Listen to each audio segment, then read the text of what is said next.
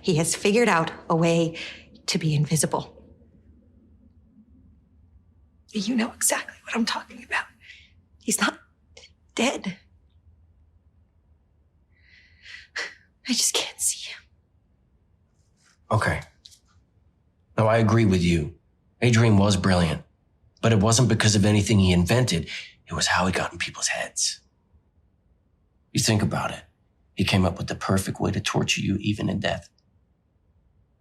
Only thing more brilliant than inventing something that makes you invisible is not inventing it, but making you think he did. He's not dead, Tom.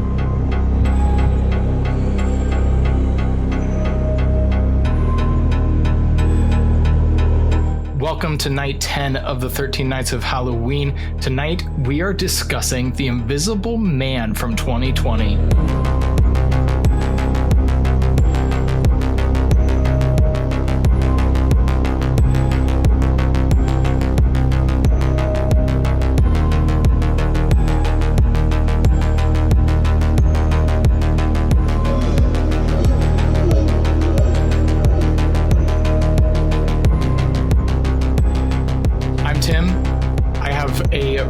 Guest and stand-in co-host with me tonight, Hayden. You'll remember him from the Mummy episode.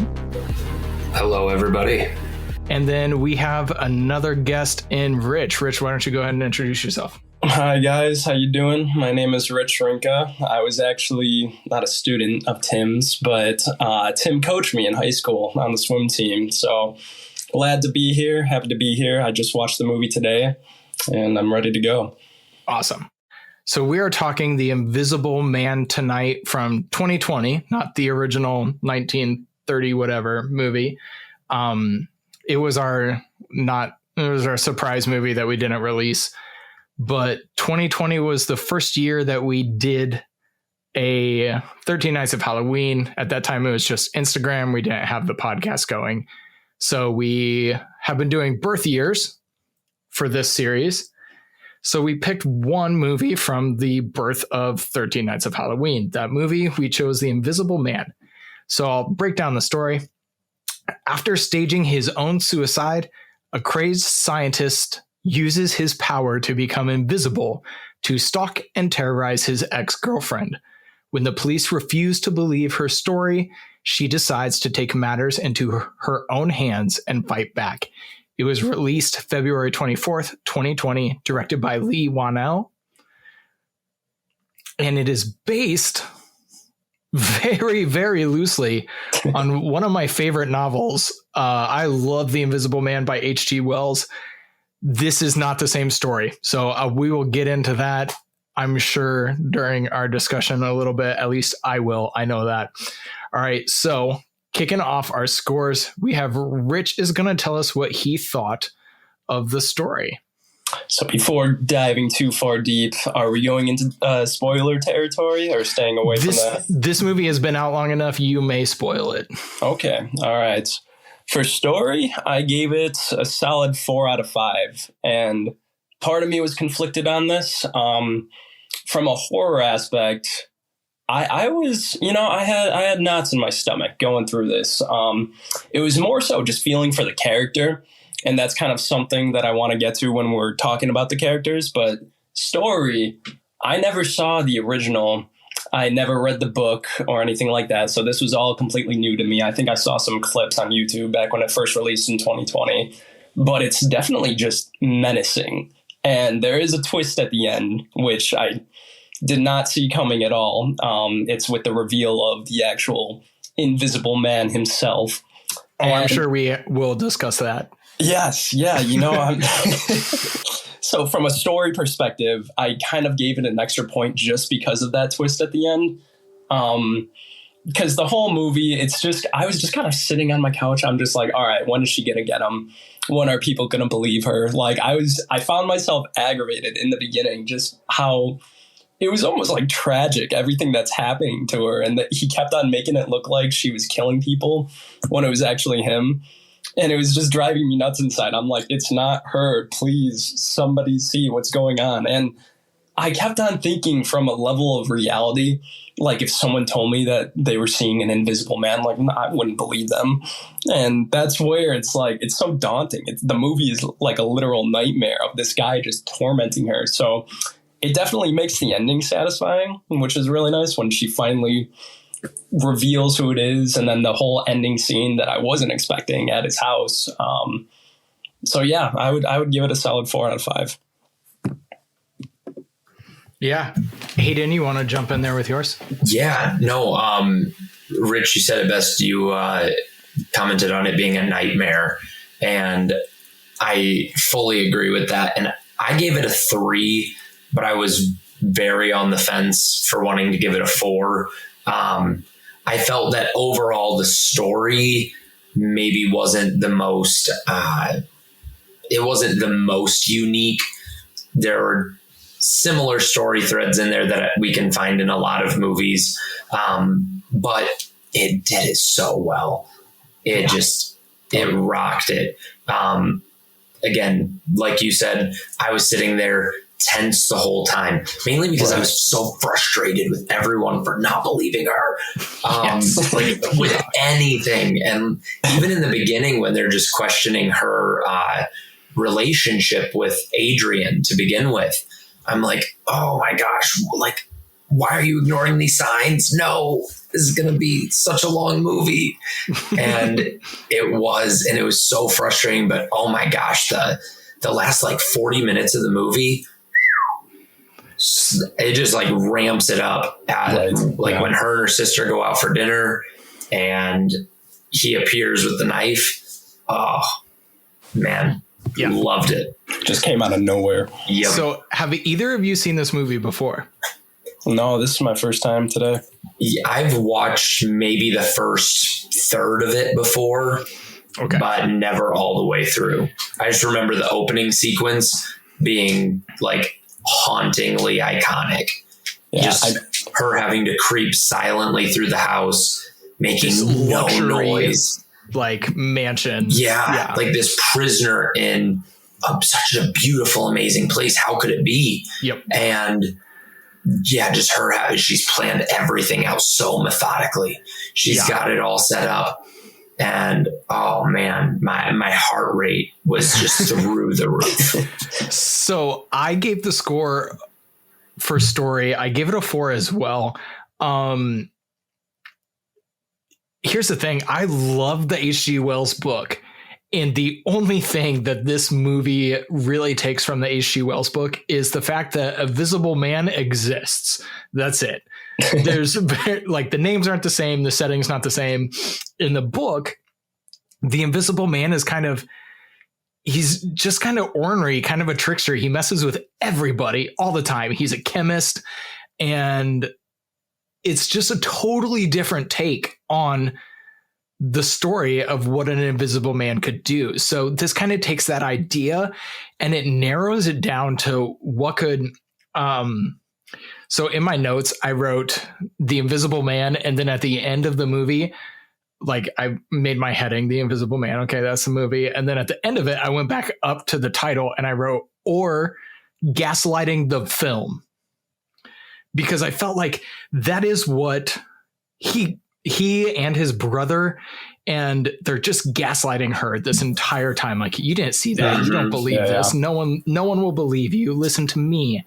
Yep. And it was such like taking that idea of an invisible man and the power that man can have over somebody.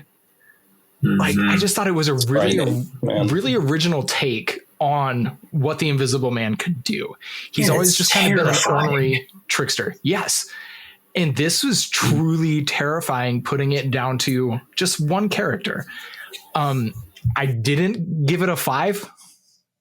I don't think it's not Gone with the Wind, but it's really, really good. And it really this is how we should revitalize those old titles. You can still make an Invisible Man movie that is accurate to H.G. Wells' book, and it would still be amazing. But this is how we bring that concept into the modern century with technology and everything as it is. This is how we do that. And Yes. they did an amazing job with that. This is how you start your dark universe, universal monsters type. Yeah, not the Mummy. Are you bringing up the Mummy again, Hayden? We won't go into the more recent one, but The older mummies, they're pretty good. But, Oh, yeah. The last episode Hayden was on, we discussed the Brendan Fraser mummy. yes, Yeah, we not did. I totally respect Brendan Fraser too. I love that guy. All right. So, Rich, you want to tell us what you thought of character? Character. All right. I gave character 5 out of 5. Really focusing on the main girl. I'm already forgetting her name. What was her name? This is horrible of me. Cecilia. Cecilia. Yes, it was on the tip of my tongue. Yeah, honestly, kind of like I said before, this character just went through it all, man. Like, I was thinking the whole time, I'm like, how in the world did these two even meet in the first place? Like, that was just something I was thinking of in the background. Because, like, That's a very true, like, seeing where they're at in their relationship now. I often thought about, like, were they ever happy? Yeah, like, And, or was yes. Adrian just haunting to begin with? Maybe he was tricking her from the very beginning, maybe using some of his charm, because you kind of saw that at the end. Like, he was a charming yet, like, frightening guy, like the little details. I think the actor that played Adrian, from what little screen time we had with him at the end, like, you can tell that there was, like, he had malintentions, like, from the way his facial expressions were and just like the slow way he was talking. So even character there, I thought was fantastic. But really going back to Cecilia, the person she lived with for a while, him and his daughter, I thought they were fantastic. It was he played his part. James. Yes, James was the name. Yep. I'm so bad with the character names right now. I usually am too. I've got IMDb pulled up. No, but James, he was pretty good. I thought there was one scene at the end when he was just being taken down by the Invisible Man, and I'm just like, oh, come on, man, just hit him or something. Like, Hard to watch. Yes, I know. Yeah, I was rooting for James, but at the end of the day, I'm happy with Cecilia. Like, going back to it again, she went through it all, from being in the abusive relationship to trying to convince people that this person isn't dead. He's haunting her. He's invisible. It's the most obscure story. To then having the man just, like, I don't know, take the sheet off her bed when she's sleeping. And then the whole scene in the attic, I got to bring up, because that's something where I actually sat up in my couch, and especially when she poured the paint on him and you can kind of make him out. That was something that was just a wild scene in general. But yeah, her character, I don't know about progression. It's kind of a movie where you're not really looking too much in the character's progression. I guess with her friends, with James, you kind of saw that he did eventually believe in her, because that was after he saw and after everything that he had experienced. But I'd still give her a 5 out of 5. I thought she was great. Yeah. Yeah. Hayden. Yeah. For character, I gave it a 4 out of 5. I thought that Cecilia's character was played really well. I mean, it was just a heart-wrenching performance at times, where you could just see the pain in her eyes and in her face. And there were moments where it was tough, just sitting there watching her emote. Again, I don't know really we don't really see progression. There is an arc here with her getting, I guess, redemption. I thought that a lot of the stuff when she's in the psych ward, it felt like it maybe was either crammed in there last minute, or there was maybe more to it to begin with and it got trimmed down. But I would have liked a little bit more of that, because I didn't feel like it hugely added to her character. But overall, it was great. And all the rest of the cast was amazing. Tom made me hate him. That's the brother who's... Yes. Yeah. But he made me hate him so much. And I hated how he was being played, like almost like it was bad acting. And then with the reveal at the end, I was like, oh my gosh, it makes so much sense. This is such good storytelling. Yes. And I really liked that. So yeah, but for overall, I'm going to give it a 4 out of 5. All right. So I'm going to change my score here. I don't like to do that. I really don't, but it clicked as we were talking that I originally had a 3, and I was thinking, she kind of starts the movie escaping her situation, and she ends the movie escaping her situation. So I gave it a 3 because while what's happening is an important story, great character moments, it wasn't a revolutionary, like, she ended the movie where she started. And then I was listening to you talking. I was like, no, she didn't. She had, I bumped it up to a 4 because she started the movie running away from her issue and the man in her life. She started the movie running away from him, and she ended the movie confronting him and taking out the issue and taking back her life. And it's very similar, but I actually was like, you know what? That is a pretty big step from running away from your problems to confronting your problems. And that's something that's hard to do. And I was like, you know what? I'm going to bump that up to a 4 because that is a pretty significant character arc. It's still like, we didn't see a lot of emotional growth. We saw her struggle, kind of almost the opposite, see her hit rock bottom. And then we don't get to see the happy moments after that. But I mean, we mentioned she has great friends that we see an emotional journey with James and his daughter. That's rough to watch. But since we talked about the brother and we talked about her boyfriend, Adrian, I have to ask, spoiler zone. Yeah. Do you believe Adrian had nothing to do with it? I was going to bring that up as well, because the more I thought about, like, the whole time at the end at dinner, I'm like, she's going to get it out of him. He's going to say it, and then it's going to be on a mic. He's going to go to prison. I was not expecting that ending of her putting on the suit and doing what she did. Like, that really threw me off a little bit, because I started thinking to myself, I'm like, he had to have done it, like she said, but what if he hadn't? Like, because going through this all, like, everyone was telling her she's crazy, which she wasn't crazy. She was right through it all. But like, that psychological event and everything, like, I feel like it's just more that she wanted him completely out of her life, just so that she can get peace of mind. And that's where I'm kind of thinking, like, what if there's some possibility it was just the brother, if Adrian actually wasn't a part of it at all? And that's where it kind of messed with me. I really think he was, just because he had the suit in his house. One thing that I was thinking about as well is when she got into the house, when she broke in middle of the movie, she had to type in that code.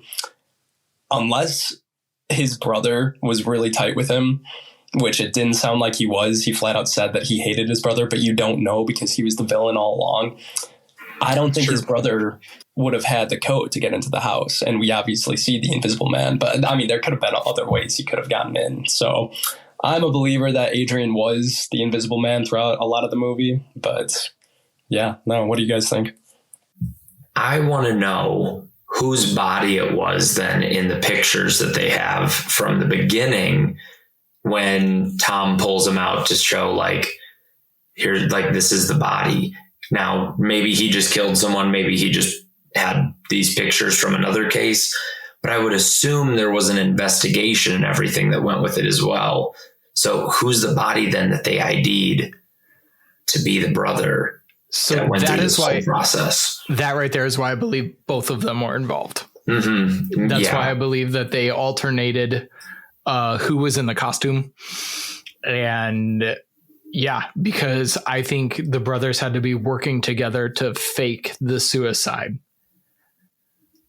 Because without, yes, the lawyer brother would have had to go through the investigation, but if the two of them are working together, they can definitely stage it against her without causing too much of a police hubbub about it. But I think they were both involved. I don't believe for a second at the end when he was like, no, it was my brother. I'm like, nope, don't believe it. Yeah. All right. So shall we jump into music and sound? Oh, yeah. Music and sound. All right. So it's not that there was like any big tunes or anything in the movie. I'm thinking solely soundtrack. I did give it a 5 out of 5. And I've got one scene that came into my mind. It's when the man is in the house. It's right after James thinks that Cecilia hit his daughter when it was really the invisible man. It was Adrian or his brother.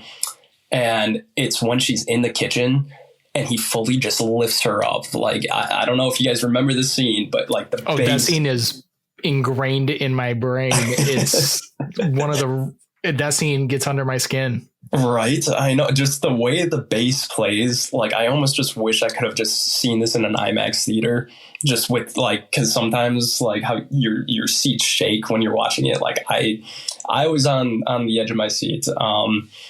Going forward, I really liked how it kind of had not really a techie feel to it, but like once you found out that the suit was techie, I don't know, maybe I was just looking too far into it. If the bass and the music and everything kind of related to the technology and everything, I'm rambling right now, but I gave it a 5 solely on that scene. Throughout the end of the movie as well, I thought the noise, the sound effects, everything was just fantastic. I also gave it a 5 out of 5. Again, yeah, like you said, not a lot of music really that I think stood out, but when there was the music playing, it really did fit into the scene well. I think it helped carry that tension and intensity through a lot of it, but I gave it a 5 more so because of the lack of sound throughout so much of the movie. Right there. That's true. Yes. The way that they play silence in this film creates way more tension for me as the viewer than anything that they did on screen. And we'll get into this, I know, more with editing, but the way that they shot so many of those scenes and then to have complete silence and showcasing that there is no one around her, yet all this space for someone to be there. Oh man, it made it hard to watch at times, but gosh, it was good. So for me, it was an easy 5 out of 5 just for that. So you nailed it with the silence. I actually gave it a 4 for this one, mainly because the music was nothing special. It's good. It totally does what it needs to do, but the music alone, probably a 3. It's good. The sound design on everything else is a 5. So I kind of averaged it out 4. Exactly what you said. Like those silent scenes are riveting. Like there was something about this that was scarier than any movie with a jump scare where the music just booms and you're assaulted with noise and imagery and whatever to get you a jump scare. This was just silent, and often the camera is still and your skin is crawling. It's like you don't see anything on camera half the time, but you know he's there. And it's just this idea that they have planted in your brain that he's watching, he could be in that room, something is about to happen. And instead of like even doing creepy little string arrangements, it's just dead silent. And it is so brilliantly done.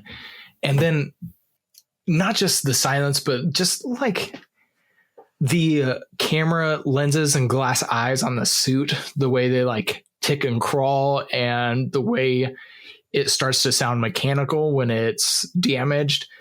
It almost sounds like it's screaming. Yes. And it's like in pain, or like this, I think almost like symbiote suit.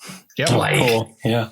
and I think it's one of those things where instead of there being this potion that they can take, obviously it's the suit, but that the suit like really just corrupts the person and just makes them evil. And that screaming, screeching, like creaking effect of all the lenses, for me, that drove the nail home. Yeah. That's a good something. Oh, sorry. Go ahead. No, that's all I had to say. That's something going into the movie where back in 2020, I actually did get it spoiled that it was a mechanical suit. And I think I wish going into it today that I would have just had no idea, because that would have added so much more like layers of suspense. Like, is he dead? Like, is he a ghost doing this? Is he taking a potion? Is he wearing a suit? But Yeah, I did this time watching it back. I did notice that in the opening scene, they set it up. You can see suits hanging in the background as she's in that little lab area. oh, that's cool. So there's a lot of, we'll get into that with direction, I'm sure. But yeah, the sound design on this was fantastic. The music served its purpose. Excellently done. So editing and special effects, this is a big one. Yeah, editing and special effects. I gave this a 5 out of 5. A lot of it was my perspective. I really was thinking of just kind of the movement of the camera and building up suspense in that fashion. Tim, you mentioned how there weren't a ton of jump scares. And that's something where in movies nowadays, like horror movies that have a lot of jump scares, they don't really do it for me as much anymore. It's more the psychological, like, is he there? Is he not there? In the beginning, I felt like they were just doing this over and over again. And I was just watching, like, waiting for something to happen. And so many times nothing happened. It just would pan over to the left, show something in the kitchen or like just any other room, and then pan back to Cecilia. And so that really kind of got the butterflies going in my chest. But the effects of the Invisible Man himself, outstanding. Like, just when he's attacking her in the house and she's even like hitting him with the pans, just seeing a pan hit nothing, but still like shatter. And just the way that like kind of she was moving as if he was on top of her, even though there was nobody on top of her. Like, very good job as an actress. I thought that was phenomenal. The suit itself, the ending where it's in the institution where he gets shot a few times and it's kind of malfunctioning. It added such a layer of intensity because the suit itself was just a black suit. It's just like riveting. It's just so thrilling. It looks something like if you could fully see the suit and you were in a dark room and it was running towards you, like, you would be afraid nonetheless. Like, right. The suit itself is kind of terrifying.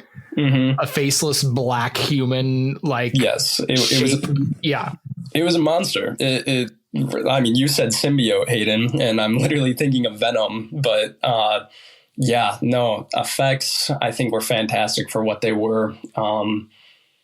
Solid 5 out of 5 for me. I also gave it a 5 out of 5. Everything you said, Rich, I mean, you got it right, dude. They just did this good. I like it a lot. One of my favorite things with this was I'm like speechless over how much I liked this. But early in the movie, when she first moves into James's house, they take a lot of time to pull the shot back and frame her off in 1/3 of the shot and leave all of this empty space open while she completes a menial task. So she's not really drawing attention to it herself, but your eye just goes there and you're like, it's the Invisible Man. There's got to be something there. And I found myself looking at any chair or cushion to see if there was an imprint or if maybe he was leaning against something, had his hand on top of it. And there was nothing. But I really liked in the scene in the kitchen when you just real quick see the glint of the knife as it rolls off the counter. and disappears. And then the stove just gets turned up a little bit more, a little bit more, a little bit more until it catches on fire. I just thought that was really good. And then everything with the suit and the Invisible Man effects, awesome. Rich, I think you mentioned it earlier with the attic scene when she dumps the paint on him. Oh my gosh. I didn't know it was a suit. I kind of figured it was after seeing a few things, but you didn't get a chance to really see what the suits looked like that were in his office. So I'm like, okay, maybe it's got a face or something. I don't know. And it was just weird to see this like honeycomb pattern figure just all of a sudden right there. And it looked good. I really loved it. Which that dumping paint on him scene is about the only jump scare in the movie. And it is effective because the tension has been built up so well to that point. Agreed. That it gets you. Well, and when he cleans up so easily in the kitchen too. That was actually a complaint I had. Well, I did not think that it's really possible that you could clean it up that easily, that fast. There'd be something, footprints of paint or it drips. took all of 10 seconds to rinse off in the sink. Yeah. But just how, again, the intensity in that scene just skyrockets again. Cause it's like, oh my gosh, I lost him again. Where is he? Mm-hmm. And then the beat down starts and it's just like, oh no, is this it for her? And then he's taken everybody else out. Like what is going to happen? And I also like him kind of toying with her in it. Oh. Yeah. Yeah. So I don't really have much more to add as far as effects go. I gave it a 5. It's truly impressive. Also, if you go back to the 30s and 40s Invisible Man, those special effects surprisingly still hold up really well today. And it's just impressive that these Invisible Man stories have incredible special effects throughout time. But yeah, I'm trying to think of what I can add. I don't think I can add anything other than like the editing and the way you mentioned the camera pulls back and you're looking for stuff in the background. It reminded me of Paranormal Activity back when I used to glue my eyes to the Paranormal Activity movies, and you'd be like waiting for that figure, that shadow in the background, that footstep or something to move. Yes. Mm-hmm. When you're waiting for that little movement to show you that the ghost is there, that really reminded me of it. And he does it really from the opening scenes of this to like make you think that there's someone else in that room, or is it empty space? It's great. I also love, you mentioned the kitchen scene with the knife. I love that those things were done practically. They really just put a camera in a room with nobody in there where somebody's like hiding down under the cabinets and they just pull a string and the knife falls off. And I'm like, so simple, incredibly effective.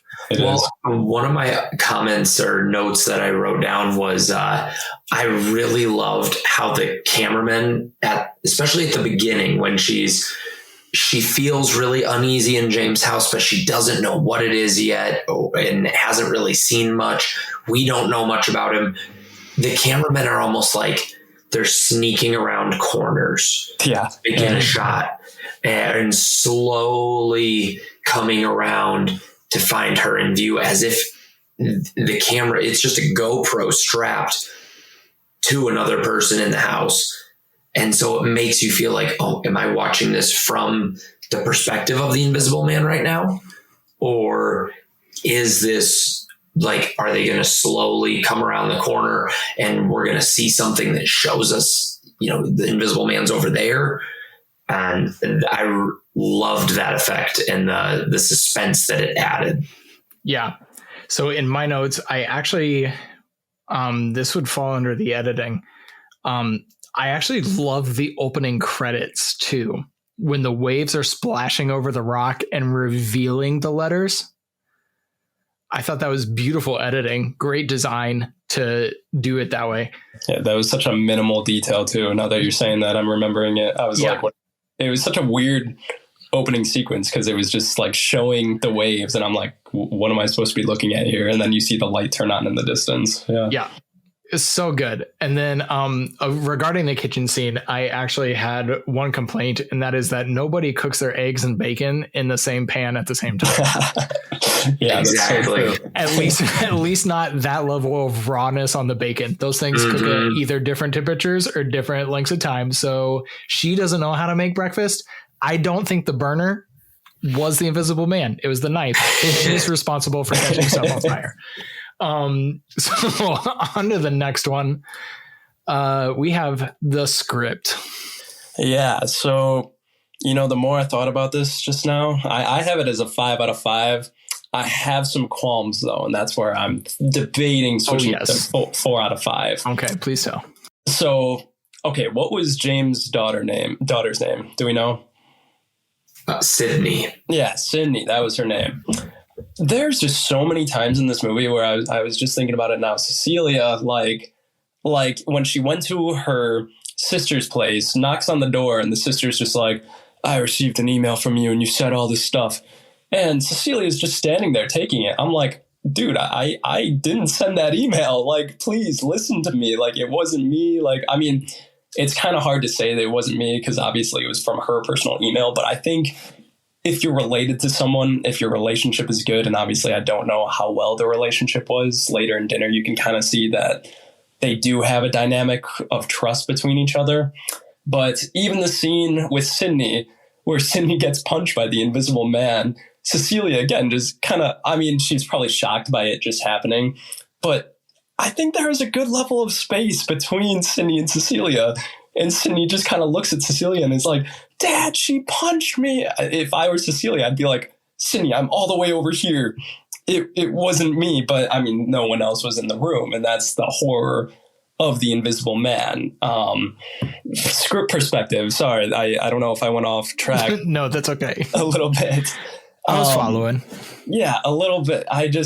There's just certain things to relate it to the script. Cecilia, I just feel like there's so many times where I feel like she should have said things differently, but I guess that was the basis of her character. So maybe they did the script intentionally for that purpose. Because my qualms they're minimal. I would change my score to a 4 out of 5. What are your guys' thoughts though? I kind of want to hear what you think.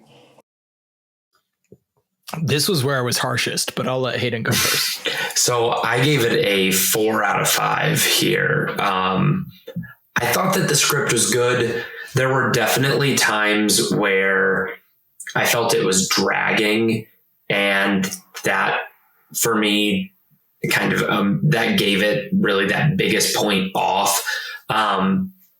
There were also times where I just felt like the characters were not responding the way that that character really would. Yes. This scene with Sydney specifically getting hit, I'm like, okay, she just came in here and talking about how she wants to do a girls' night, and then this happens when there's obviously a ton of space between them. Yes. If she had punched her, Cecilia's arm would be on the opposite side of her body, but instead she's sitting there like hands in her lap or hands propping herself up on her bed. And then would have been more like WTF. Yes. What was that for? And I get, she's younger, but like that did not seem like the dynamic there for that response to be very fitting. I kind of go back and forth on this one because I think that the scene I'm about to mention sets in motion the climax and a big upward jump in how intense the movie is and the pacing of it. But I did not love the timing of her sister's death. I thought that it was the scene itself I thought was good. It just felt like a random jump to make from where we were in the previous scene to then wanting to go out to dinner and do this. And then all of a sudden, throat slit, she has a knife in her hand, and then she just sits there looking at it.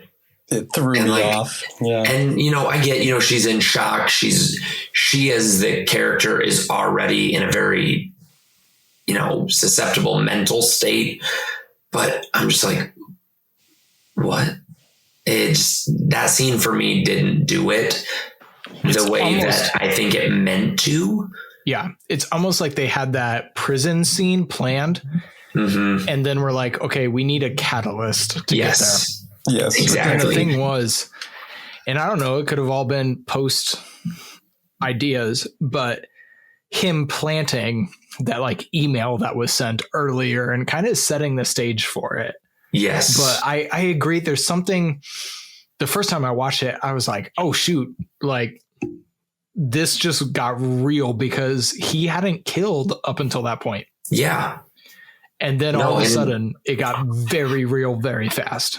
Well, and you mentioned the email, when they show, you never get to really, unless you pause it at the right second and have high def or high res video of it. I don't think you get to see the whole 1989 Casio. Nice. I don't think we get to see the whole email. We just get to see a few lines of it. But in reading it, all I can think is that doesn't sound like Cecilia. Yes. Given everything she's just gone through. She's saying how all of a sudden now she thinks that her abuser should be alive and her sister should be dead. Like, even if she is saying that, you would have to think that it's not genuinely her thoughts because she's been abused for so long. Mm-hmm. And you just came to realize that. And so for me, that part as well, I was like, I think maybe it's just the sister. Maybe that character for me overall just didn't do it. And that's why the email thing and then the scene at the restaurant just didn't work for me script wise. That is why I gave mine a 3 on script. You kind of hit it with what you said. There's something off about the sister's character. A little bit. Yeah. And yeah, I can't quite put my finger on it. I think she acts as an important catalyst to what happens to accelerate the conclusion of the movie. But just the way it's set up is a little, someone might say brilliant with the email and stuff, but like you pointed out, it doesn't sound like her. It's a little clumsy. But I feel like there are so many great moments that this script was structured around that some of the other moments feel really, really thin. And I think this movie is actually at its best when there is no dialogue. Like I struggled with the prison scene is fantastic if she would just shut up. And I'm not saying like that seems harsh, but she's just laying there like, stop, he's behind you, he's behind you, he's behind you. And I'm like, I think she said it like 3 or 4 times. I was like, oh my God. And I'm like, yeah, the dude just saw his partner get thrown into a wall while you were laying on the floor 10 feet in front of them. Like he knows. And there's just, I use that as an example of like the moments that the script is weak. It has weaknesses more than I think any other part of this film does. I think the script is where this film struggles the most. You guys kind of hit it a little bit more in depth with some of those other scenes, but yeah, I gave it a 3 because I think the script, where the story, they took an incredible twist on what H.G. Wells conceived. Great ideas in the story. The script failed in some ways to validate certain aspects of it. The sister storyline, the slapping the daughter storyline, some of those moments are a little rough. So that's why I gave it a 3. I thought the script is good. It just doesn't live up to some of the other stuff that the film does. One more note that I had made, and you had talked about the scene with the guards at the end. And all I could think of was, they wanted a Daredevil hallway scene too.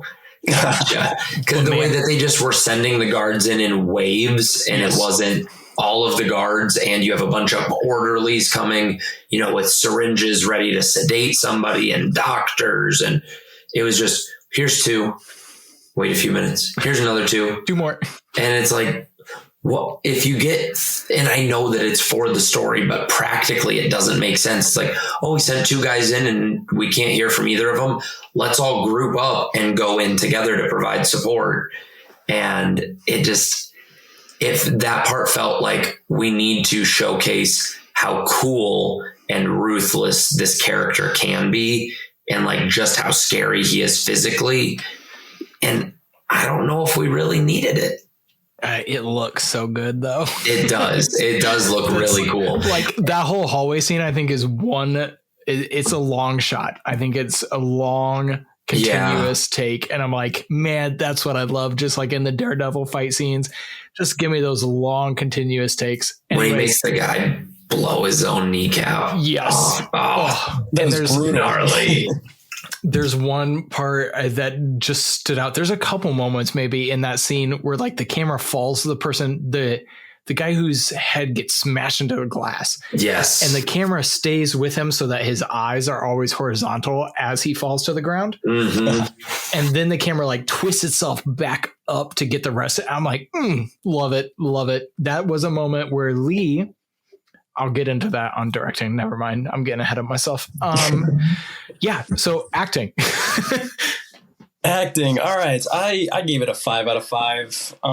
It was awesome. Like we have our qualms a little bit with Sydney and the sister, but when you look at the grand scheme of the movie, Cecilia's acting, Tim, you mentioned all of those scenes with practical effects, all of the scenes where they were practical, where you physically couldn't see the Invisible Man and he was attacking people, like their reactions and how they were just swiveling around on the floor and fighting back, like they made it feel real that someone was there, someone was on top of them. The scene with her friend, Sydney's dad, oh my God, James, yes, yeah. When he's just taking a beating. Yeah, it's like, James. Yes, yeah. Oh, it was harsh. It was fantastic acting. Dialogue we've talked about every so often was rough. But just going back to Cecilia, just her acting throughout the movie, she really sold this movie as an actress. I thought she was phenomenal. You really felt for her. Like that's something I was really watching. I just kept on feeling just tragedy, like tragic for her and just the situation she was put in. And I think, I don't know the actress's name, she just really sold that for me. So I thought she did a fantastic job. Yeah, I think it's Elizabeth Moss. Elizabeth, okay. So I think she's most popularly known from the Hulu show, Handmaid's Tale. Yes, that's it. Yeah. My fiance really likes that one. I never got into it. Me either. And maybe it was due to the acting like there was in this movie, which I gave it 4 out of 5. So I think that we've, throughout all of the other layers, touched on it a lot. Really think the sister and Sydney's character were 2 of the weaker elements here with the acting across the board. James's character felt like it was played a little too safe. And now that I'm talking about it, I might even go so far as to say I would be willing to consider this a 3 out of 5.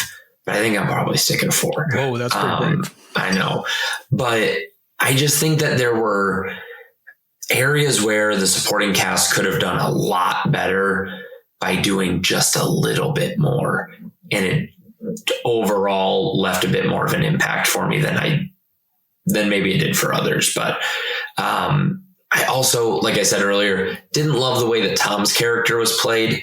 I thought he was just kind of a prick, like just very annoying, almost like he was phoning it in, just real easy. Oh, I'll just be a dick.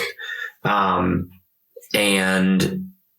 yeah, didn't really love it, but I'm going to stick it a 4. I don't want to get too controversial. I gave it a 4. Again, Hayden, you said a lot of what I was thinking when it came to the reasons it's not a 5. I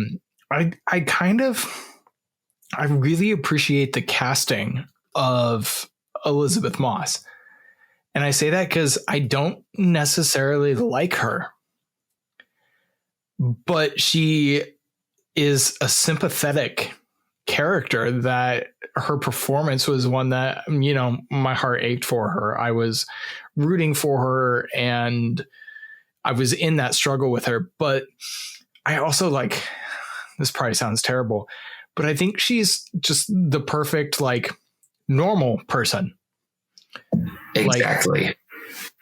Like she's not. Yeah, she you know looks sad. She looks sad and almost looks like just a broken person. Yes. Yeah. And that's just kind of her go-to. And I mean, now she's been typecast as that with this movie and Handmaid's Tale. And so it's hard now seeing other work she's been in and not thinking that even more. Yes. And I appreciate that about her. I thought she did an excellent job of that in this movie. But I think it's Aldous Hodge, who plays James. I actually really liked him. I liked Storm Reed as Sydney. Oliver Jackson Cole, I believe. Oliver Jackson Cohen played Adrian.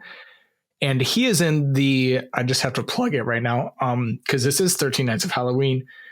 He is in Haunting of Hill House on Netflix, which, if you have not seen that show, is the greatest TV show of all time. The best horror anything in decades. But he plays a drug addict in that show, and it is fantastic. And I thought he was really good in this movie too. But again, like Hayden said, that sister, there was something off about it. And it could have been, maybe it wasn't the script. Maybe it was her performance. Maybe it was her performance, not the script. I don't know, but I'm docking on that. Yeah, when they're out to eat, Cecilia makes the comment about how, you know, you've always had that strong, stoic policeman-like look to you. And I'm like, okay, are they trying to, like, make up for the fact that there is no personality here? Or, like, or are you saying that this is intentional and that you really wanted to go this route with the character? It just, I didn't get it at all. Yeah. Yep. So we're in agreement there. All right. So moving on now, we are in the final stages. Direction. Okay. This is a There's only one appropriate answer for this. I gave it a 3 out of 5. That might be that was not the appropriate answer. That might have been a little bit of a hot take. Qualms with the ending of this movie. For me, like, I guess I really wanted justice for it all. So at the very end of the movie, and I can talk about the main direction of the movie in a second, but I want to focus on the end. At the end, when she slits his throat and then just blames it on himself, he killed himself. Like, even James's character comes and he's like, what happened? And then he realizes, like, it was her. She killed him. Like, you can see James's frustration inside. And that was something where, like, I mean, justice kind of has been served if he was the one underneath the whole time.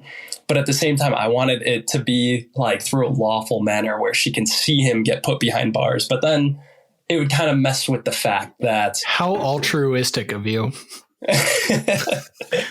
I got that Batman mindset. Yeah, it's very Silver Age comic booky of you. Golden Age, maybe.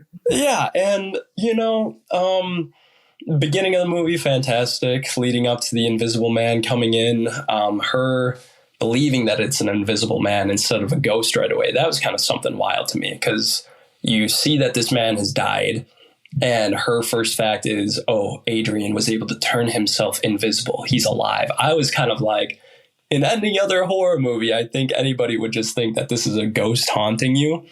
But no, I mean, they got to go with the feeling of Invisible Man. And maybe she knew of I think she did know of the work he did. And that was her reasoning behind saying he turned himself invisible. That is an interesting point that you brought up there.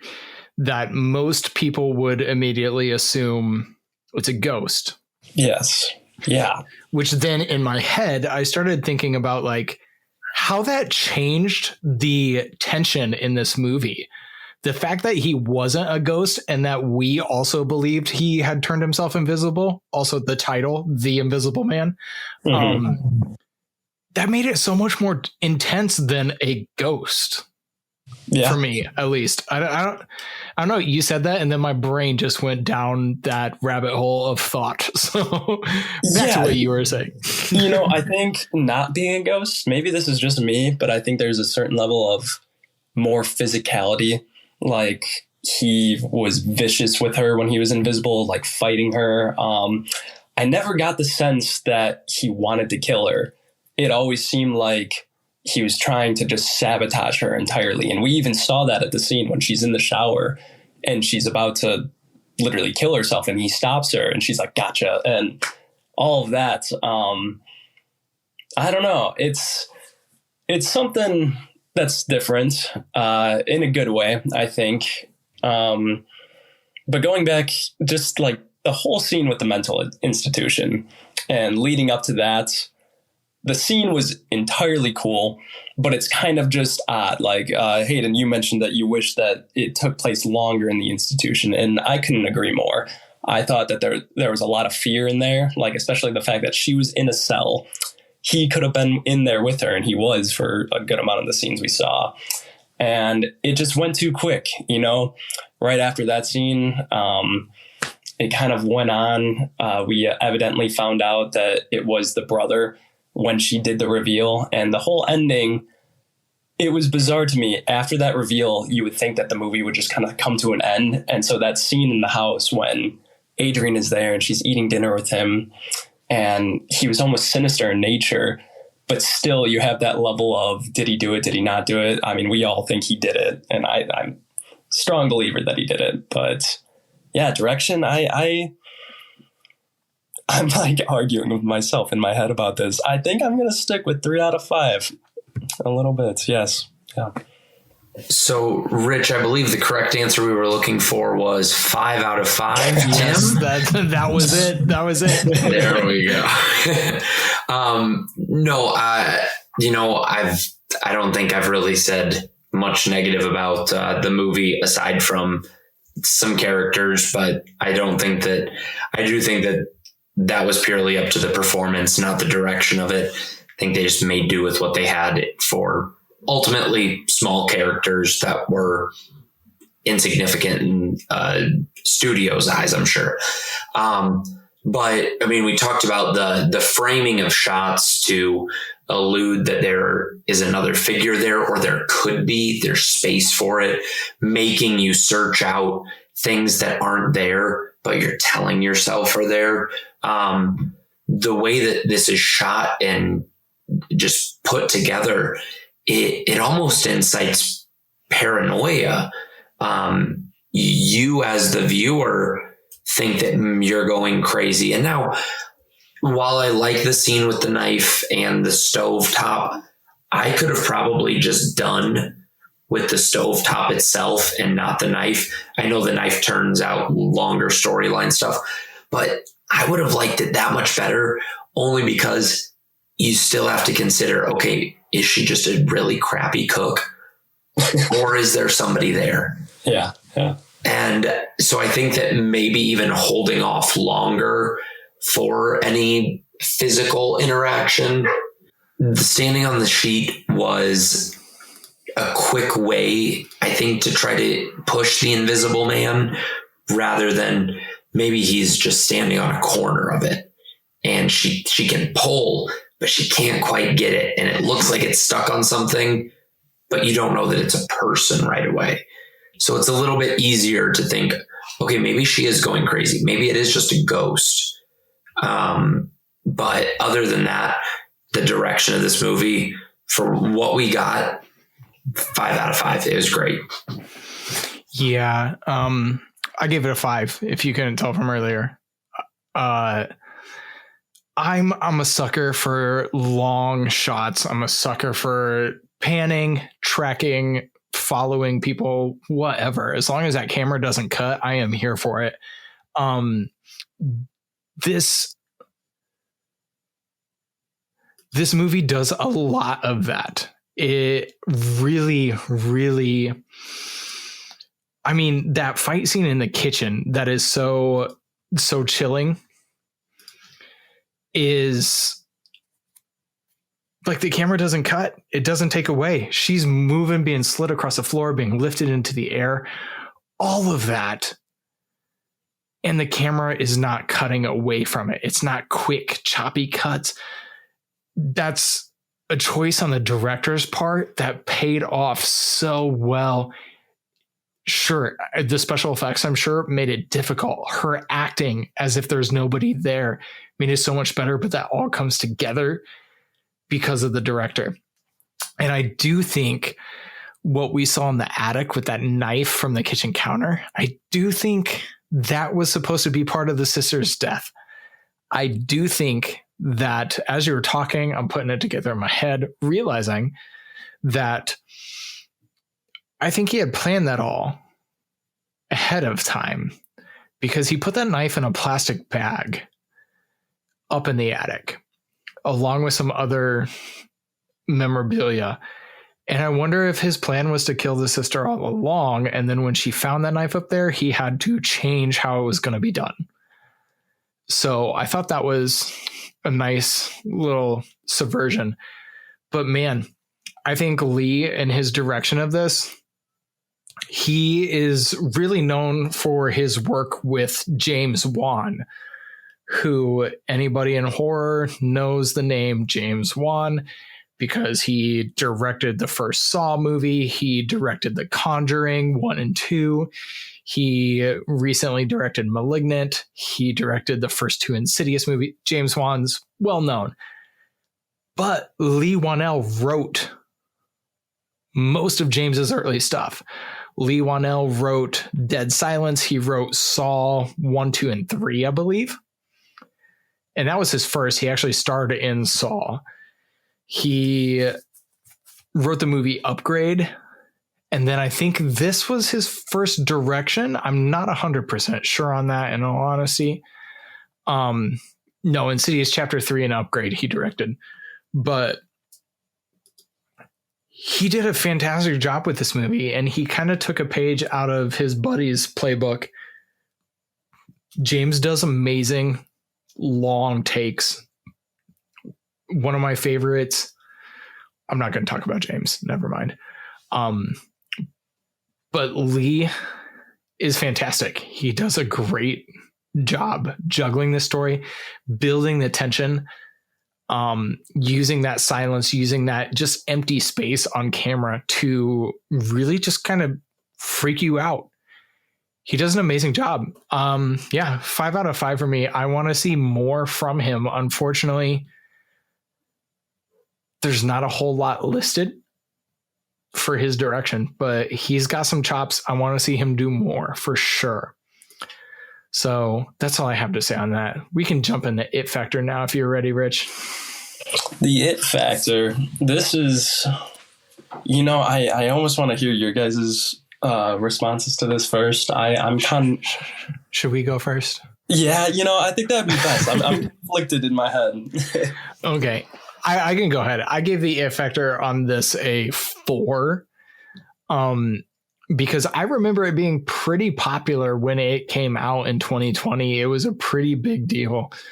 And I think it actually delivers. It takes one of your classic Universal monster names, reinvents it, and it effectively delivers. Whereas the last time we tried that, even with Tom Cruise attached, we couldn't quite make that stick. So this movie, I gave it a 4 out of 4 on It Factor. I remember people talking about it. I remember it doing pretty well at the box office. So yeah, 4 for me. 4 for me as well. Again, I thought that didn't think at the time, because I hadn't seen this before, but this would have been a great way to kick off another universe, not like the Tom Cruise attempt.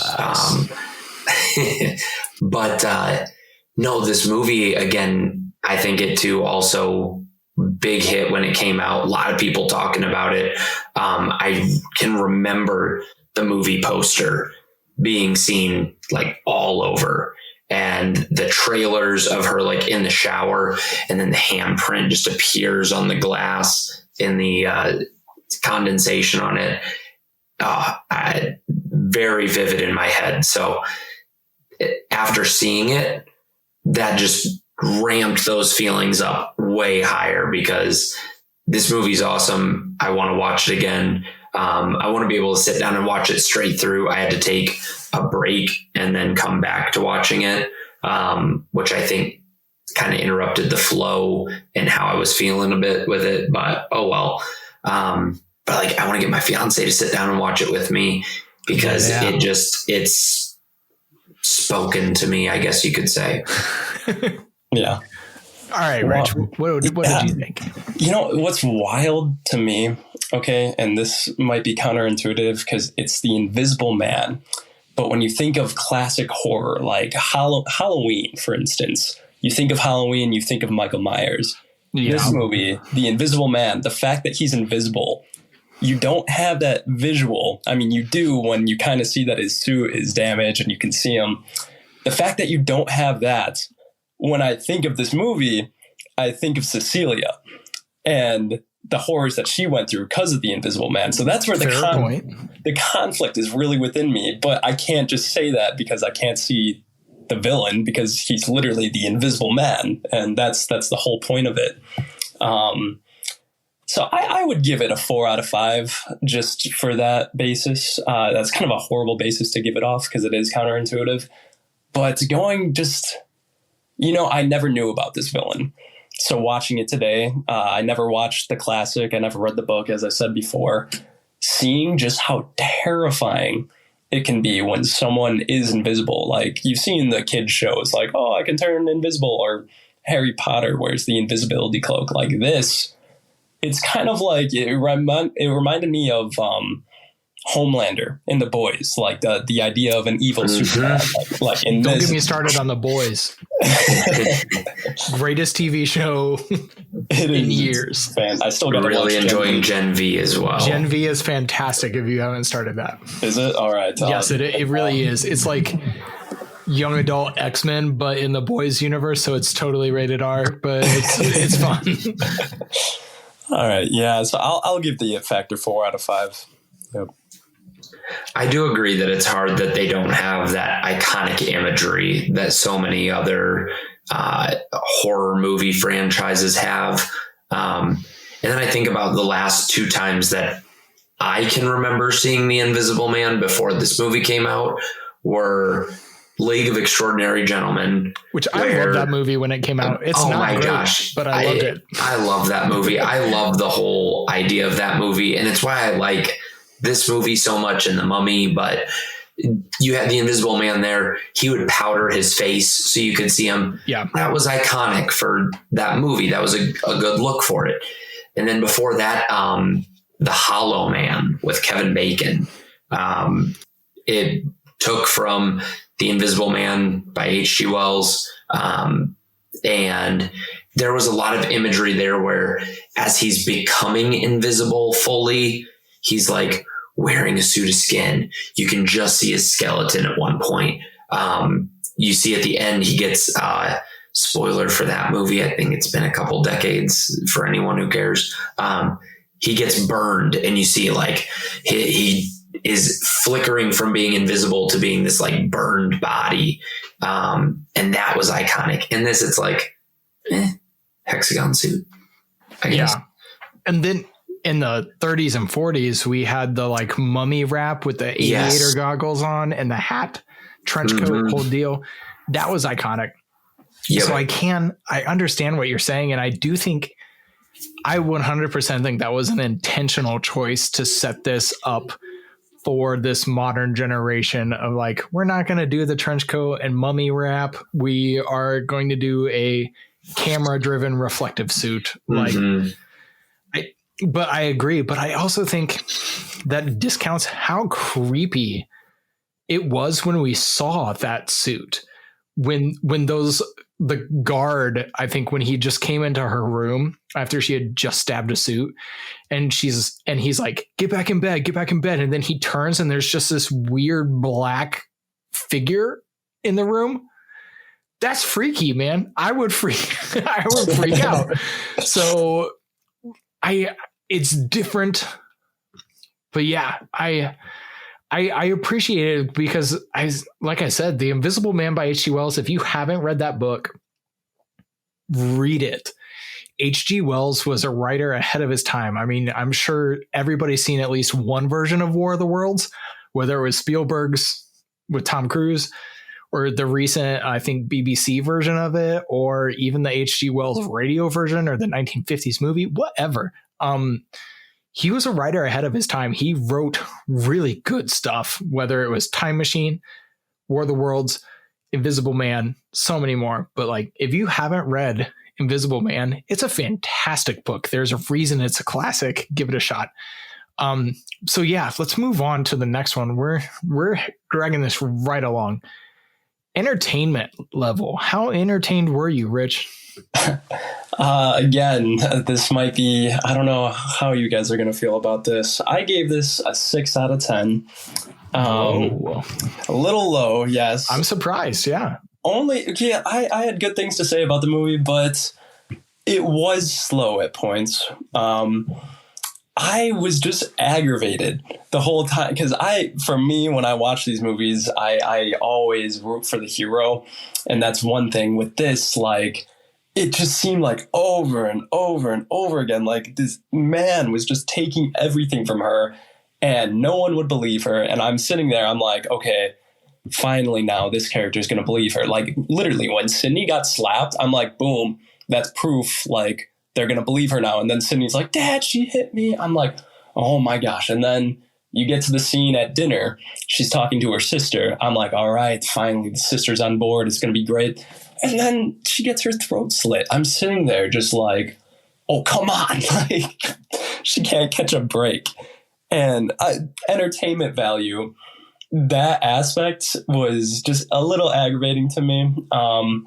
Other than that, so with everything that we've said, I'm like conflicted between a 6 or a 7 right now. The ending kind of stuck with me with everything I said before, the whole Batman aspect of her killing him. I wanted more justice. I wanted the villain to go down in a better fashion. So yeah, I'm right there, 6 to 7. I'm going to stand by my 6. I'll go with that. Yep. I gave this an 8 out of 10 for the entertainment value. For me, overall, I think this was a really awesome movie. Did a lot of things right. There were some spots where it was slow and it felt like it dragged a little bit. And I believe that was intentionally done that way. And it may have just come off differently to me or other viewers watching it than intended by the director and editors and all that. Yeah, overall, just solid movie. There was, we had the one jump scare. I guess you could say there were like some others with the hallway fight scene and his flickering suit. So I think we hit the notch on those. Very suspenseful. It was a feeling of dread almost. Yeah, it was just emotionally like heavy without being, morbid, gruesome, or having to like stoop to any lows of, I don't know, just it did a really good job of letting the characters drive the story, and it made it really enjoyable to watch. Yes, I gave it an 8 out of 10 as well. I totally agree with both what Rich and Hayden said. This movie, so on rewatch for me, I definitely thought the beginning dragged a little. Some of that character development with James and his daughter, I was kind of bored, if I'm honest. But then once things happening, it's really unrelenting. And then right before the sister's murdered, we have this like little dip in that part of the movie when it slows down. And whether that was intentional to like let us catch our breath before the end, I don't know, but I definitely thought it kind of hurt that section a little bit. But then the sister dies and we floor it to the finish. I thoroughly enjoyed this movie. I don't know why I haven't watched it more often, but yeah, I had a great time with this movie. I gave it 8 out of 10. I thought it was solid.